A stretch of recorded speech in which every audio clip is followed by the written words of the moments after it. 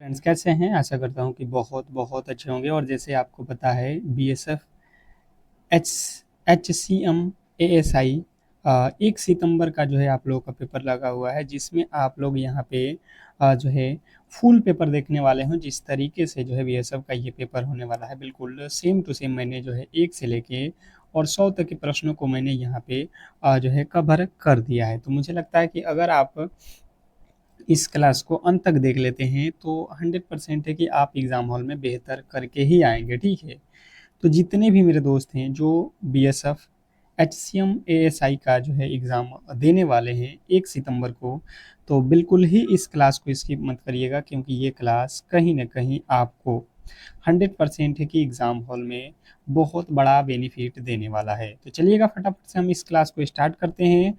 और जितने भी मेरे दोस्त हैं जो इस क्लास को देख रहे हैं, बिल्कुल आप लोगों से हमारा एक छोटा सा रिक्वेस्ट है कि अगर आपने अब तक क्लास को लाइक नहीं किया है तो प्लीज़ क्लास को लाइक कर लो। चैनल को सब्सक्राइब नहीं किए हो तो चैनल को सब्सक्राइब कर लो, क्योंकि ये क्लास बहुत बहुत इंपॉर्टेंट है। ठीक है, चलिएगा पहला प्रश्न आपके सामने है। देखिएगा हर एक प्रश्न लिया गया है, यहाँ पे आपका पूरा का पूरा पेपर है।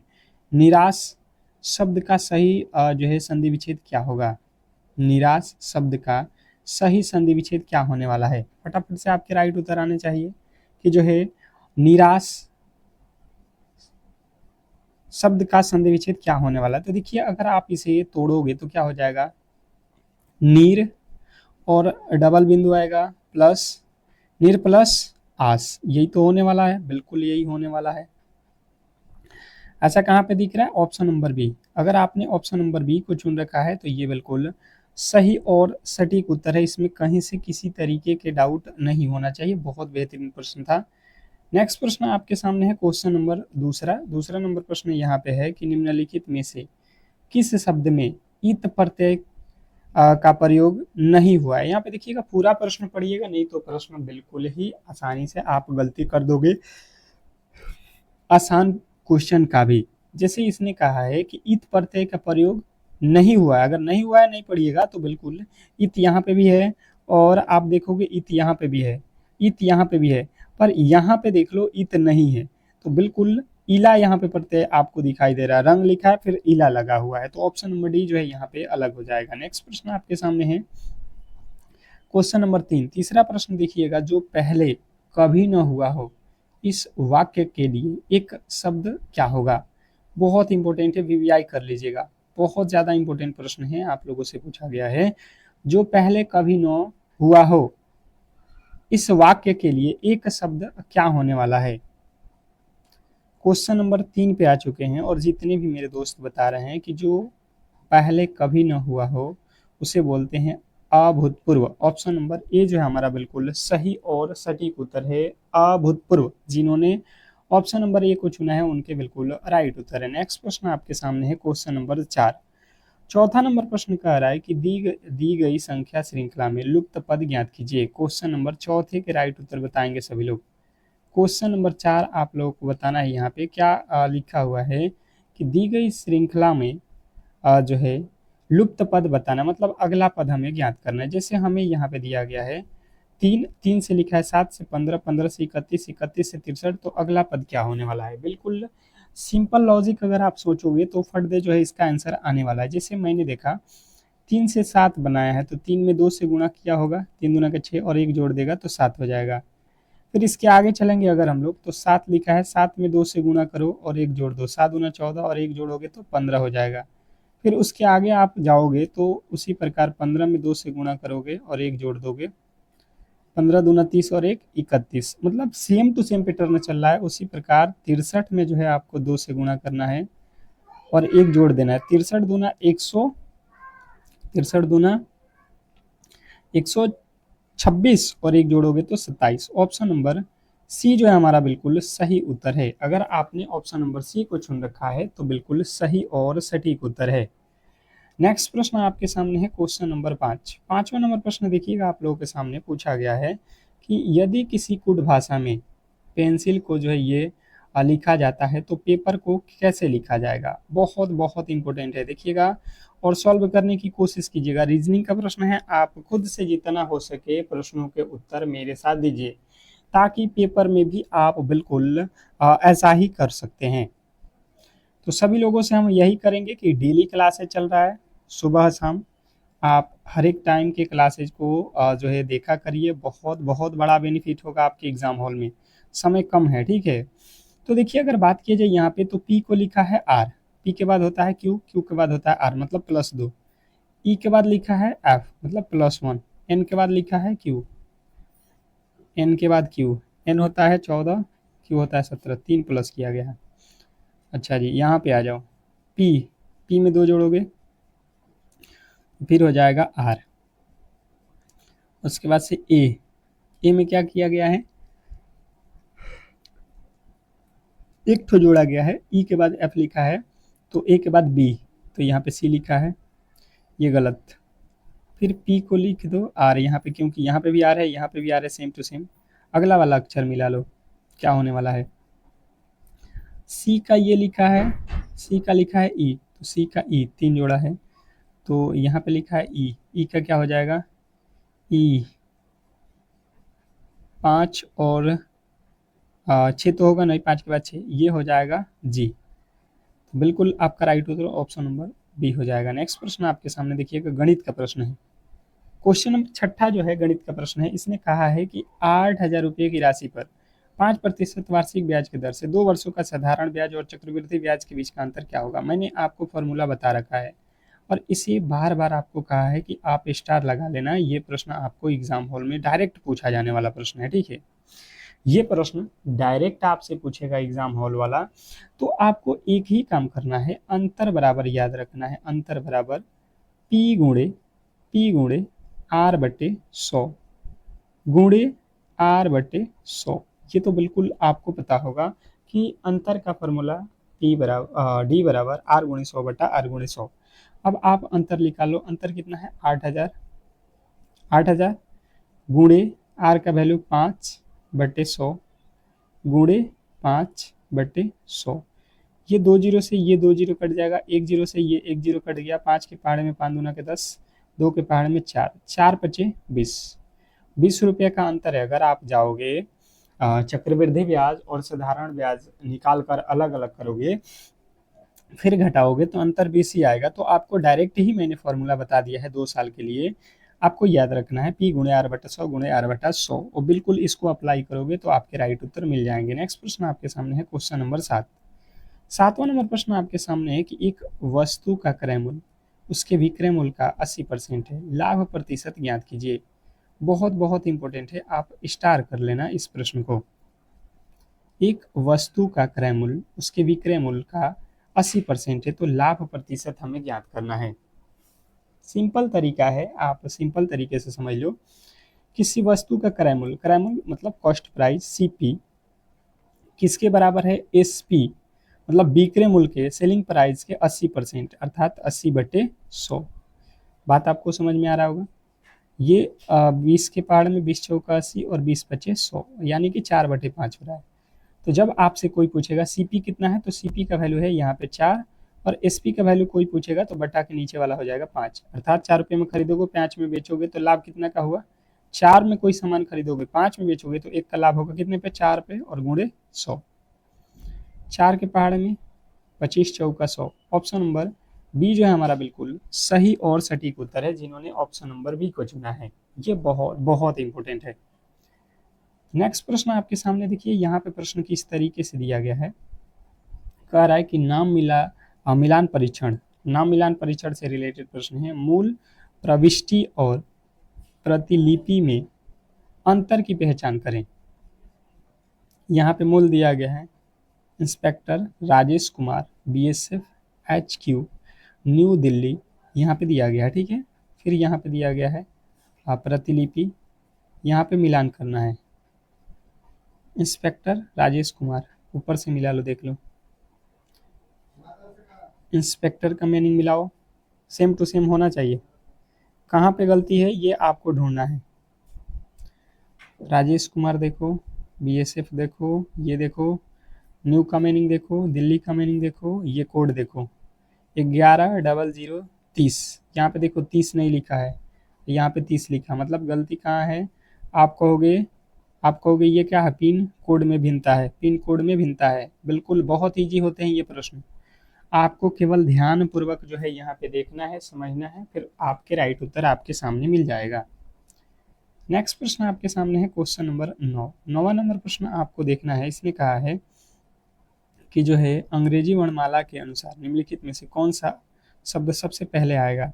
देखिए रिकॉर्ड, रिसीव, रिसेंट और रिकीड, इसमें कौन सबसे पहले आएगा। तो देखिए आर आर सब में है, ई सब में है, सी सब में है। तो सी के बाद से कौन आता है, ओ आएगा, ई आएगा, ई आएगा। तो देखिए ये तो बिल्कुल गलत हो जाएगा, ये तो पहले ना आएगा, ई सब में बराबर है।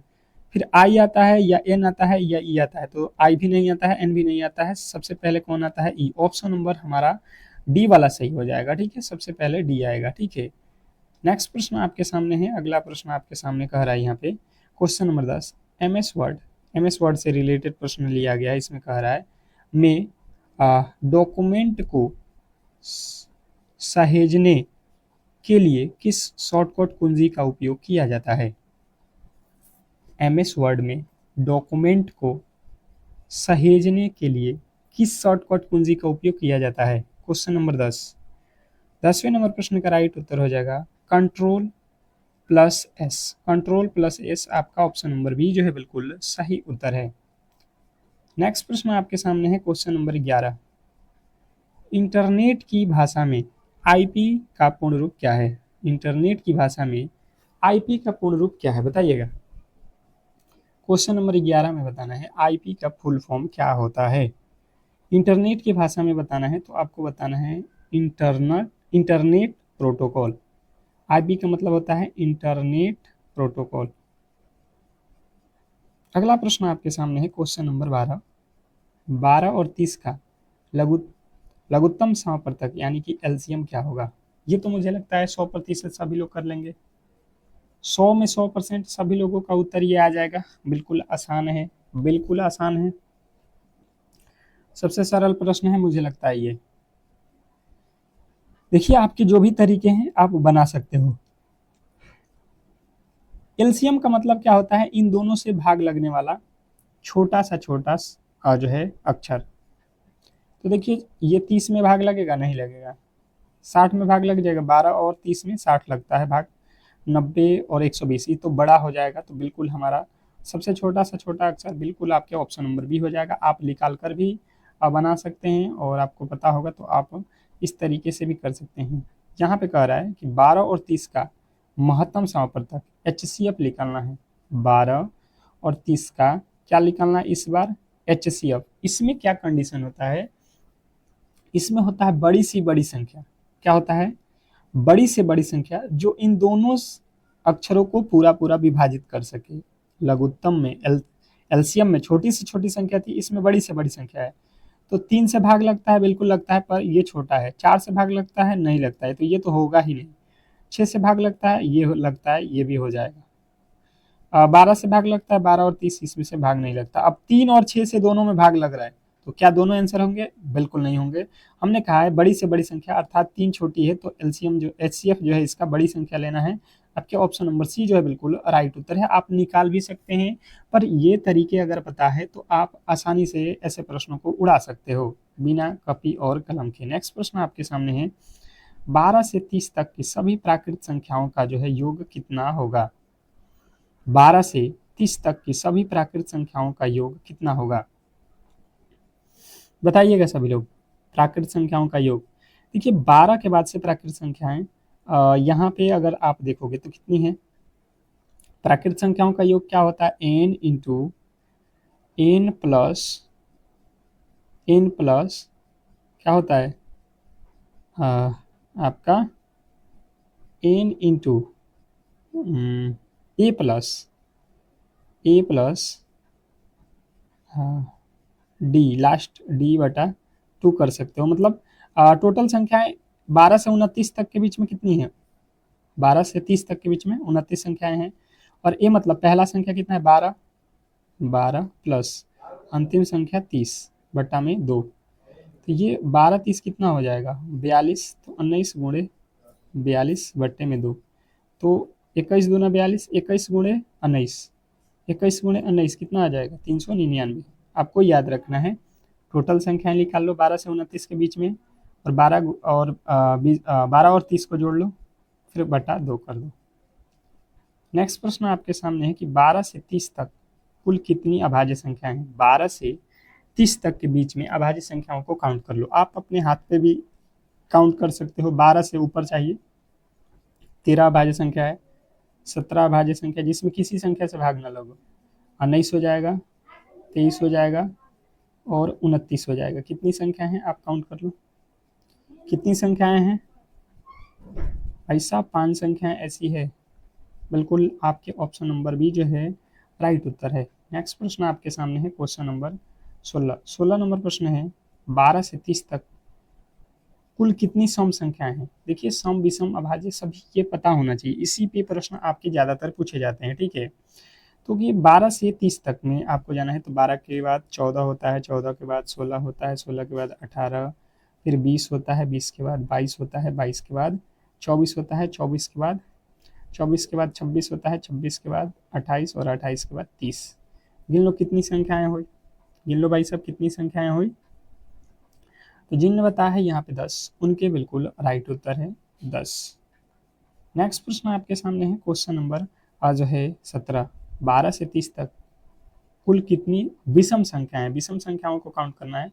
तो विषम संख्या जिसमें 2 से भाग नहीं लगता है, तो 13 होगा, 15 होगा, 17 होगा, 19 होगा, 21 होगा, 23 होगा, 25 होगा, 27 होगा और 29 होगा। आप काउंट कर लो कितने हो गए, कितने हो गए, तो आपके हो गए 9 संख्या। ऑप्शन नंबर ए जो है आपके बिल्कुल राइट उत्तर है। नेक्स्ट प्रश्न आपके सामने है, अगला प्रश्न है कि 12 और 30 का तृतीय अनुपाती क्या है। 12 और 30 का तृतीय अनुपाती, अब देखिए यहाँ पे जो है आपको फॉर्मूला याद करना पड़ेगा।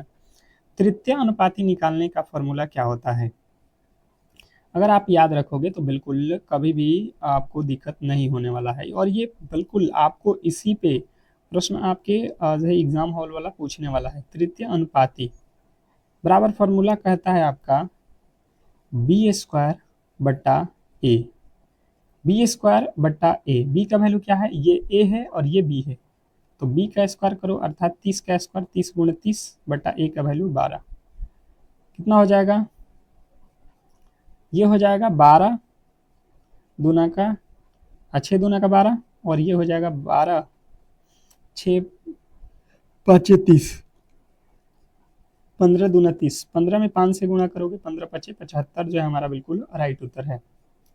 नेक्स्ट प्रश्न आपके सामने है क्वेश्चन नंबर 19। 19वां नंबर प्रश्न है 12 और 30 का मध्य अनुपाती क्या होगा। क्वेश्चन नंबर 19, 19वें नंबर प्रश्न के राइट उत्तर बताएंगे सभी लोग। क्वेश्चन नंबर 19 पे आ चुके हैं। इसमें कहा गया है कि 12 और 30 का मध्य अनुपाती क्या होने वाला है। बिल्कुल सिंपल तरीके से अगर सॉल्व करने की कोशिश करोगे तो आप इस प्रश्न को सॉल्व कर सकते हो। जैसे मैंने कोशिश किया, मध्य अनुपाती का सूत्र क्या होता है, याद रखोगे अंडर रूट ए बी होता है। मध्य अनुपाती का फॉर्मूला क्या कहता है, अंडर रूट ए बी। हमारे पास ए दिया है 12 और बी दिया है 30, तो यहाँ पे वैल्यू जो हो जाएगा 12 गुणे आप 30 कर लो, ठीक है। ये हो जाएगा 12 तियाँ 36, 360, 360 किसका वर्गमूल होता है, 6 का 36, 6 रूट 10, 6 रूट 10 जो है हमारा बिल्कुल राइट उत्तर है। 6 रूट 10, 6 रूट 10 हो रहा है। यहाँ पे अगर आप जाओगे तो 6 का लग जाएगा, 10 बच जाएगा, ठीक तो है जी, 6 6 10, ठीक है। अगला प्रश्न आपके सामने देखिएगा, 12 और 30 का अनुपात सरल रूप क्या होगा। 12 और 30 का अनुपात यानी कि 12 अनुपात यहाँ पे बना लो 30, यहाँ पे काटो किसके पहाड़े में, 6 के पहाड़े में, 6 दूना का 12, 6 के पहाड़े में 6 5 30, तो अनुपात क्या मिलेगा, 2:5। मुझे लगता है कि बहुत ईजी था, बहुत बहुत ज़्यादा ईजी था, आप आसानी से कर लिए होंगे। नेक्स्ट प्रश्न आपके सामने है क्वेश्चन नंबर 21। संख्या 30 संख्या 12 से कितने प्रतिशत अधिक है।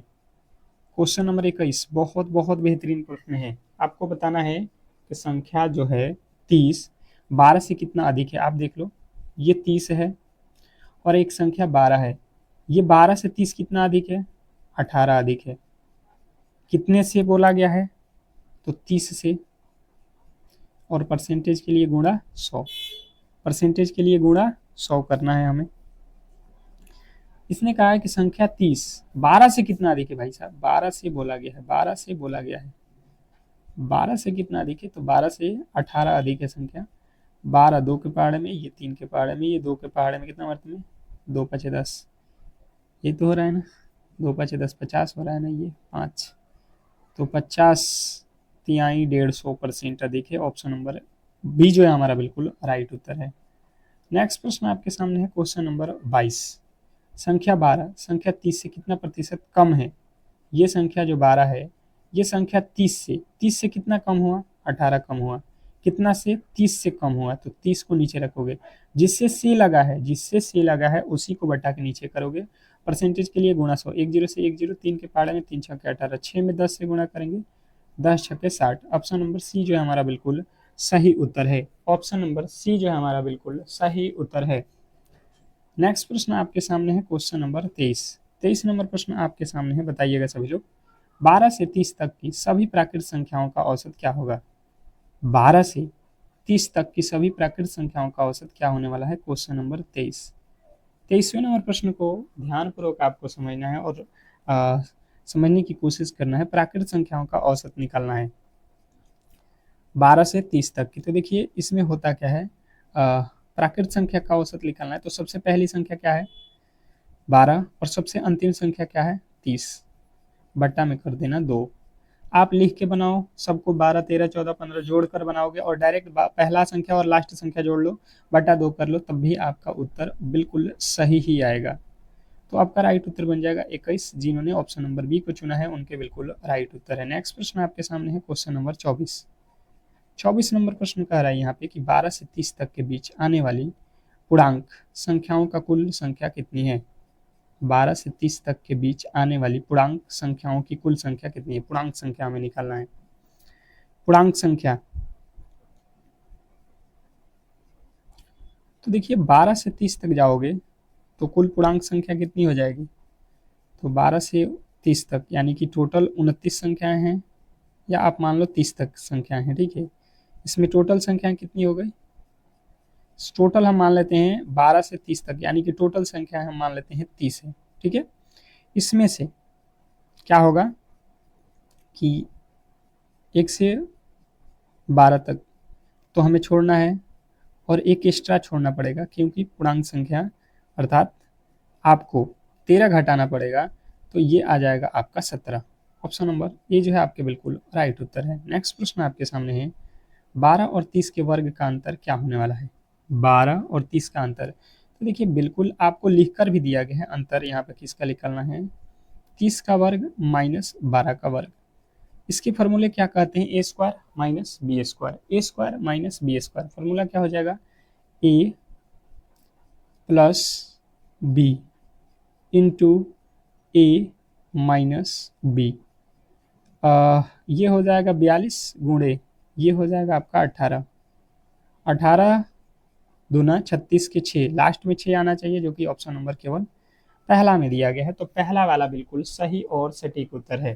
पहला वाला बिल्कुल सही और सटीक उत्तर है। नेक्स्ट प्रश्न आपके सामने है क्वेश्चन नंबर 26। कह रहा है कि 12 से 30 तक की सभी संख्याएं 3 से पूरी तरह विभाज्य होती हैं। 12 से 30 तक कितनी संख्याएं जो हैं 3 से पूरी तरीके से विभाज्य हैं? 3 से पूरी तरीके से विभाज्य हैं।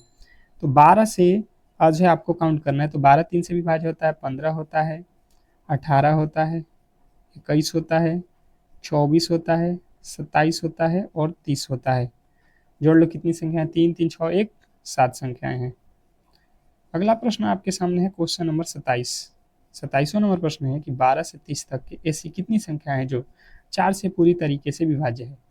4 से विभाज्य वाली संख्या यहाँ पे हमें ढूंढनी है। तो 12 से 30 तक में देखना है, तो 12 के बाद से 12 तो होता है 4 से विभाज्य, 16 होता है, 20 होता है, 24 होता है और आपके 28 होता है। तो टोटल जो संख्याएं हैं ये आपको बताना है 5। ऑप्शन नंबर बी जो है आपके बिल्कुल सही उत्तर है। नेक्स्ट प्रश्न आपके सामने है। अगला प्रश्न है कि जो है 12 और 30 के घनों का योग कितना होगा? 12 और 30 के घनों का योग। तो 12 और 30 के घनों का योग आप फॉर्मूला से बना लो या डायरेक्ट कर लो। 12 का घन कितना होता है? तो 1728। आपको याद रखना पड़ेगा, 1 2 3 कम से कम 10 या 15 तक तो घन वर्ग याद होना ही चाहिए। और 30 का घन करोगे तो 3 तरीके 9 9 3 27, 2700 और 1700 जोड़ लो, कितना आ जाएगा आपका? 27 पे 3 जीरो 9 है जी। तो ये आपका कितना बन रहा है जी? आ, आपका 28,728। बिल्कुल ऑप्शन नंबर बी जो है हमारा बिल्कुल राइट उत्तर है। नेक्स्ट प्रश्न आपके सामने है कि 12 और 30 के बीच मध्य संख्याएं कौन सी है? मध्य संख्या निकालना है। तो 12 और 30 के बीच की मध्य संख्या कौन सी है? देख लो भाई साहब, 12 और 30 के बीच की मध्य संख्या कितनी है? कौन सी संख्या हो जाएगी? तो 12 और 30 के बीच में है कितनी संख्याएं? आप देखोगे तो ये हो जाएगा 9 9 18, 19 संख्याएं हैं। तो 10वीं संख्या क्या हो जाएगी? 12 से 10 21, 21 संख्याएं हो रहा है। 21 देख लो, 12 से और 30 के बीच में है बिल्कुल। नेक्स्ट प्रश्न आपके सामने है, 12 से 30 तक की सभी सम संख्याओं का औसत क्या होगा? ये देखिए इस क्लास का अंतिम प्रश्न है और इसका जो है राइट उत्तर आपको कमेंट बॉक्स में बताना है। जितने भी मेरे दोस्त देख रहे हैं उन सभी का जो है इसका राइट उत्तर कमेंट बॉक्स में आना चाहिए, क्योंकि प्रश्न काफ़ी ज़्यादा इंपॉर्टेंट है। और मैं आप लोगों से रिक्वेस्ट करूंगा कि जितने भी मेरे दोस्त जिन्होंने क्लास को लाइक नहीं किया था तो लाइक करें और चैनल को सब्सक्राइब जरूर कर लेंगे। मिलते हैं नेक्स्ट क्लास में, तब तक के लिए धन्यवाद।